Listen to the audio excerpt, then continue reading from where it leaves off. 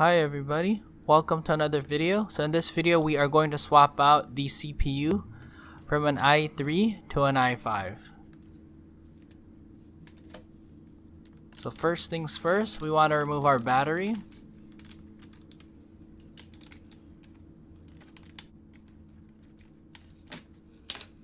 Next, there's going to be 10 screws that we want to remove.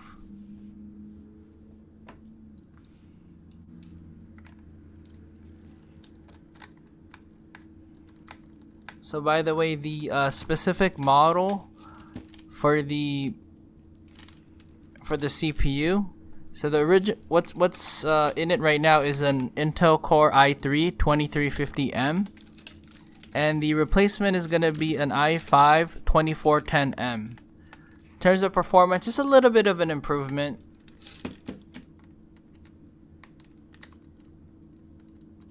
I got the new CPU used from eBay for $15 with free shipping, so I feel like it's worth it. Plus, it'll be good practice.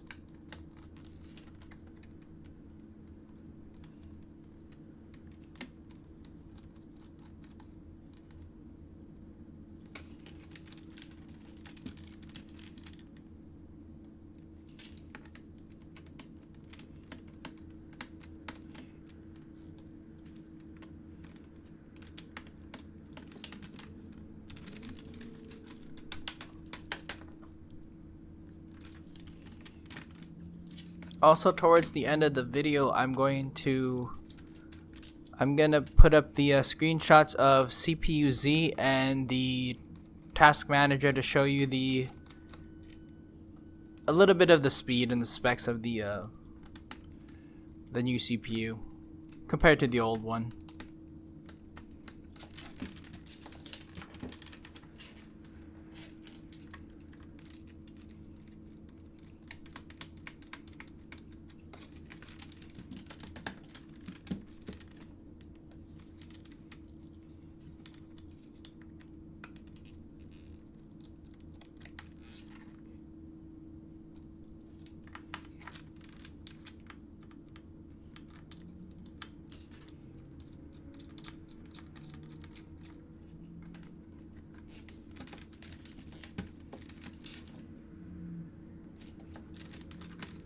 Don't forget to remove the DVD drive. So once you remove some of the screws, you can just pull it straight out. Pretty simple stuff. I think you guys are gonna enjoy working on a laptop like this if you have the same model. They made it really easy for us to change the RAM and the hard drive or SSD. But since we're changing the CPU, we have to take out all these screws and stuff. So the RAM is just a simple pop out.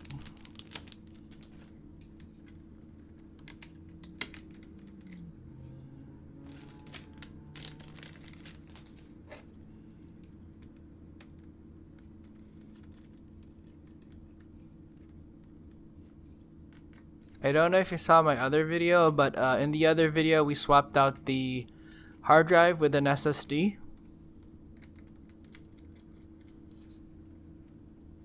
So that was a quick video.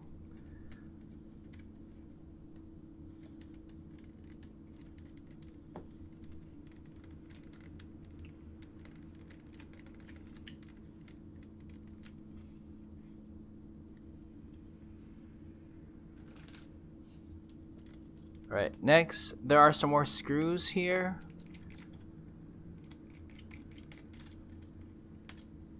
So there's 5 more screws.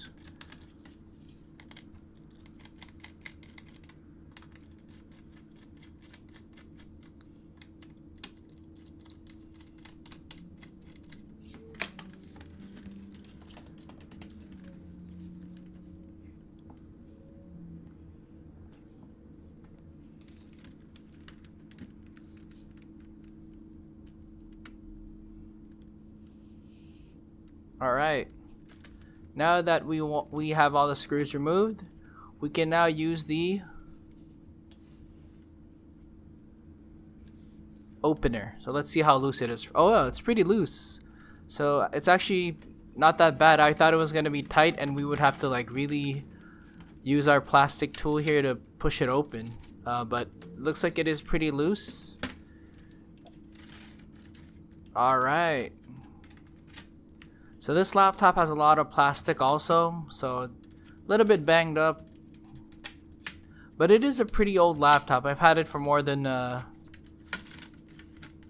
it's been about at least 5 years for sure, and then upgrading it to a Windows 10 and then all that stuff. So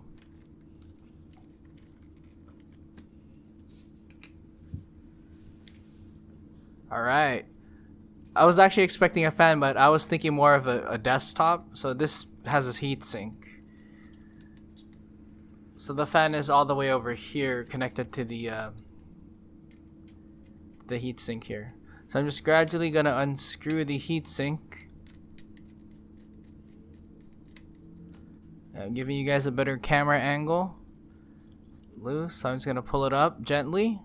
Boom, there we go. A lot of thermal paste, so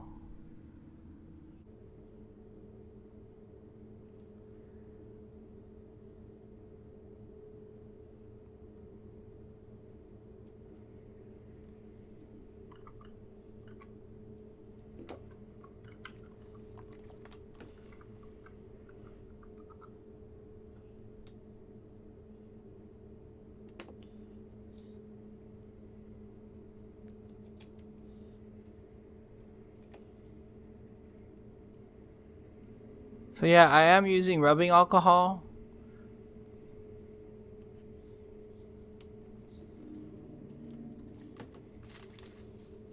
Makes it a lot easier.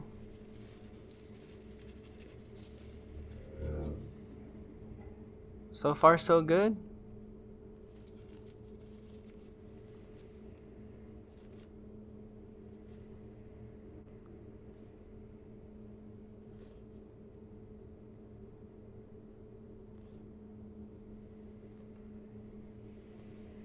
Alright, now once it's dry, I'm gonna, well, I have to kind of clean out the replacement CPU.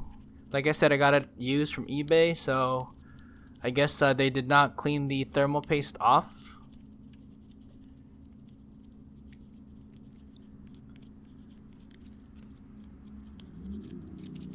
Alright.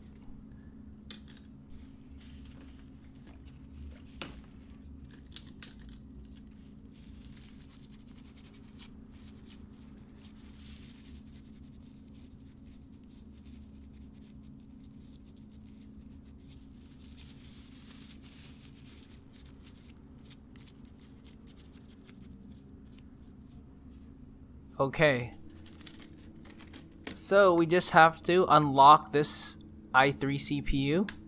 So there's a screw there, and there's actually a symbol that shows it as unlocked. So I just turn the screw, and then I can just lift this off, and there we go.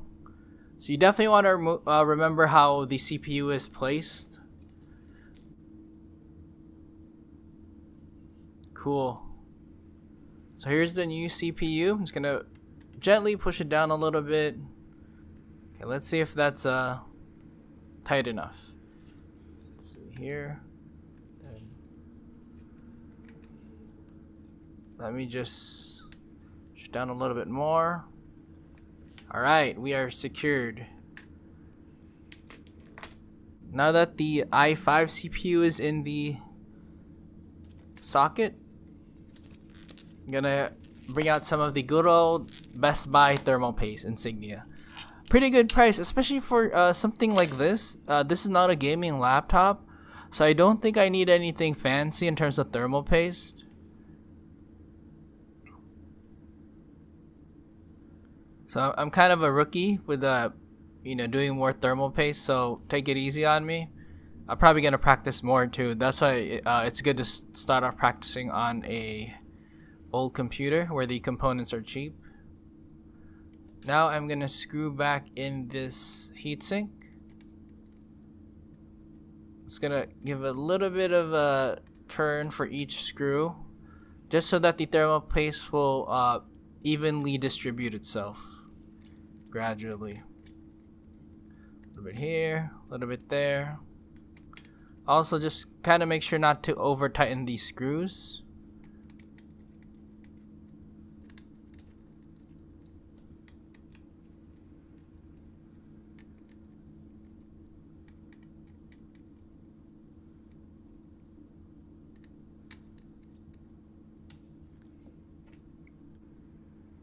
Alright, now that is good to go. Now we can put back the cover, the bottom cover. So, oh yeah, one thing to definitely keep in mind, we want to slip the SSD or hard drive connector in this hole right here. Gotta make sure that, there we go. Let's close it up. So here's the old i3, good old i3 CPU.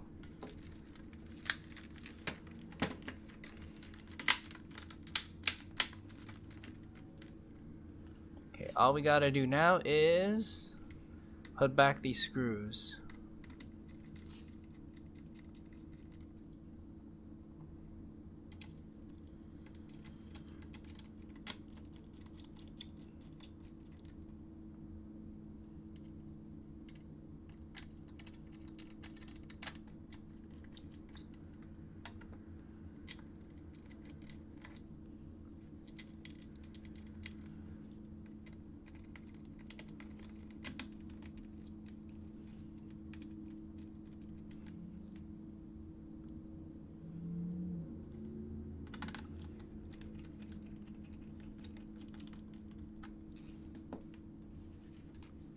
Should be safe to put back the optical drive. Boom.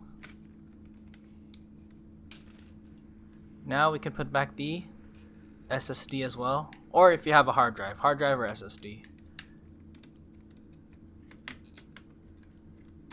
Go.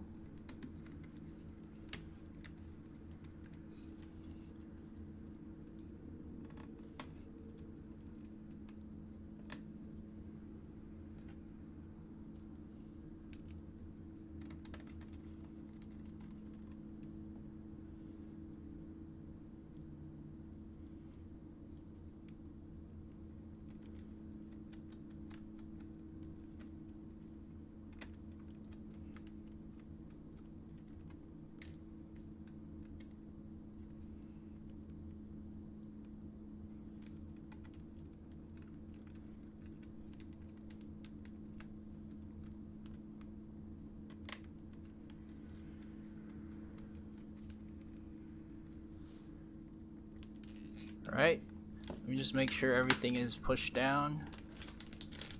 Alright, let's put back the RAM. I did order extra RAM as well, because this thing right now is 6 gigabytes when I first got it. So I ordered, well, it was by set, so for 15 bucks with free shipping, $15, it was 8 gigs of RAM. So from 6 gigs, I will be upgrading this to an 8 gigabyte as well. Once you start tinkering around computers and upgrading stuff, you kind of get addicted. So gradually, I've been improving the specs on this computer. It was a Windows 7 OEM license, upgraded to Windows 10. And then after that, we upgraded the hard drive to an SSD. And then now it's the CPU from an i3 going to an i5.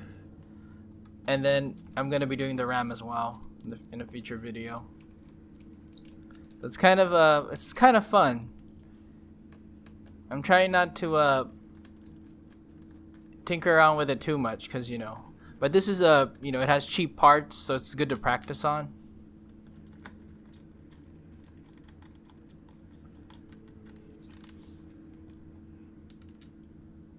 In terms of performance, I don't know if I mentioned this earlier, but the i5 that I just put in, it's gonna be an improvement compared to the i3, but it's not gonna be a lot. It's not gonna be like a huge improvement. So, but it's still gonna have improvement in terms of specs. They were released on the same year, 2011, I believe, both the i3 and the i5.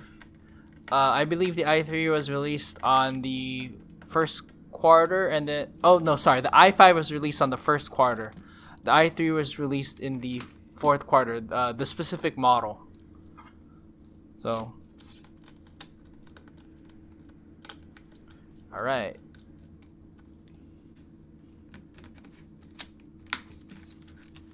Okay, so let us test this.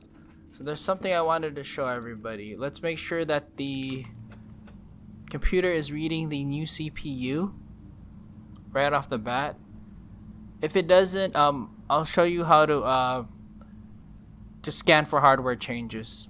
So let's run CPU Z. Okay, surprisingly, it actually recognizes CPU right off the bat. So that is great. It's reading it as an i5.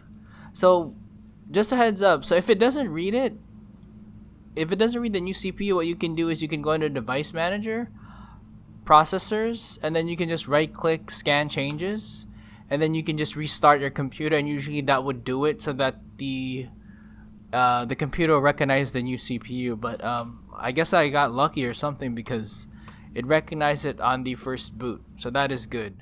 So here's a comparison with the i3 and i5. Utilization right off the bat, I wasn't even doing anything before, and the i3 was already being utilized 80 something percent. So which is crazy. The i5 is just chilling at like 6%. So hope everybody enjoyed this video. Thank you for watching. Take it easy.